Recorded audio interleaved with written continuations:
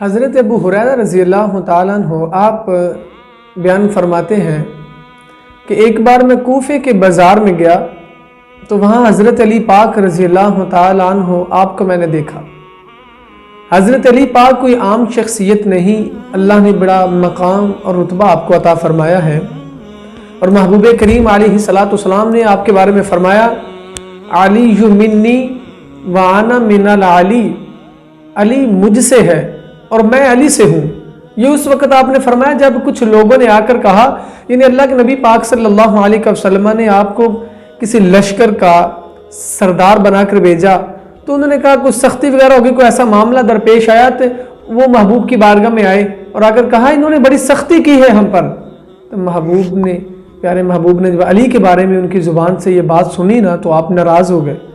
فرمایا آپ جانتے نہیں ہو علی مجھ سے ہے اور میں علی سے ہوں، علی کوئی عام شخصیت نہیں ہے، اور یہی علی۔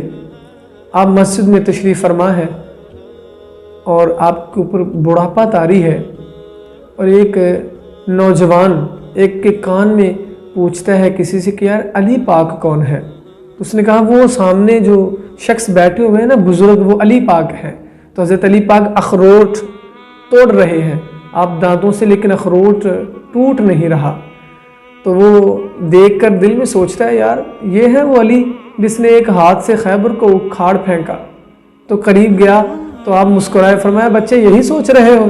عرض کہ حضور یہی سوچ رہا ہوں کہ آپ تو اللہ کے شیر ہیں، تو آپ سے یہ اخروٹ نہیں ٹوٹ رہا، تو خیبر کیسے آپ نے توڑ دیا، کیسے اکھاڑ دیا، کیسے اتنی دور پھینک دیا؟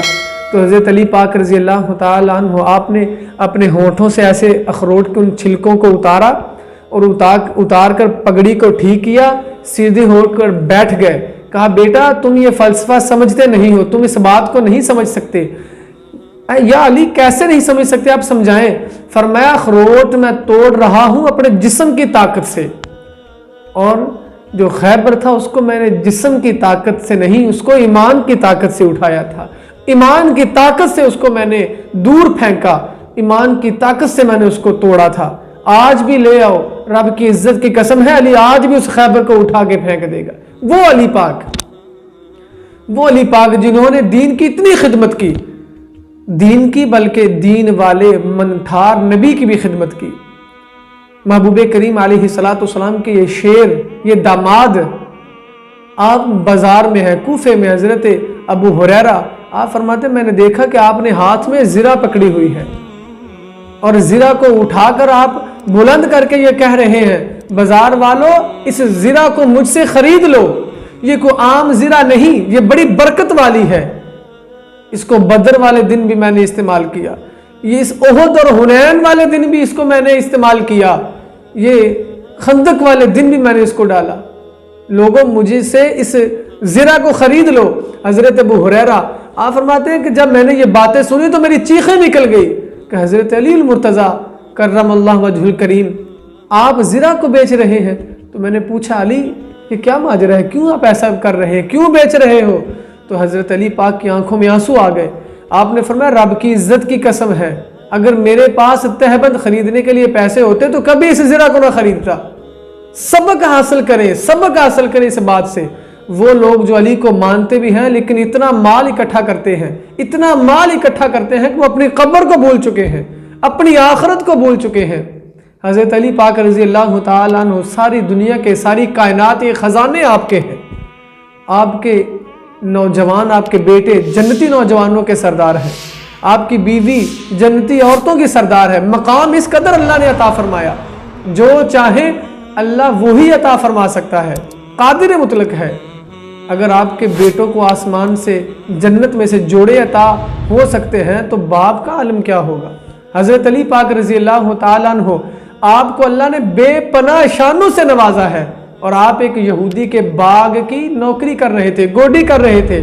ظہر تا عصر جب آپ نے عصر کی قریب وقت آیا تو آپ کو اس نے 2 کلو کھجوریں عطا فرمائی، 2 کلو کھجوریں دی مزدوری کے طور پر۔ تو آپ لے کر چلے تو ایک بولا مشورہ دینے کے لیے، کیونکہ یہ جو مشیر ہوتے ہیں یہ بھی بڑا کام خراب کرتے ہیں۔ پیر اتنے خراب نہیں ہوتے جتنا ان کو مشیر کر دیتے ہیں، وزیر اتنا خراب نہیں ہوتے جتنے ان کو مشیر خراب کر دیتے ہیں۔ تو ایک مشورہ دینے کے لیے پاس آیا اور کہا علی اور کام کر لو، یہ 2 کلو کم ہے اور بڑھ جائیں گی۔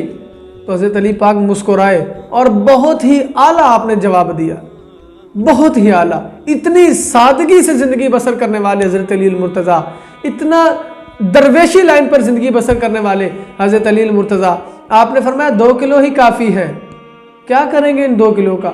آپ نے فرمایا 1 کلو میرے بچے کھائیں گے، 1 کلو مدینے کے یتیم بچے کھائیں گے۔ حضور اور بھی زیادہ جمع کر لینا، اور بھی لے لیں، اور بھی کمائیں۔ تو حضرت علی پاک فرماتے ہیں کہ اگر حرام کا رزق جمع کریں تو عذاب ہوتا ہے، حلال کا رزق جمع کریں تو حساب ہوتا ہے۔ علی کو حساب سے بھی ڈر لگتا ہے، عذاب سے بھی ڈر لگتا ہے۔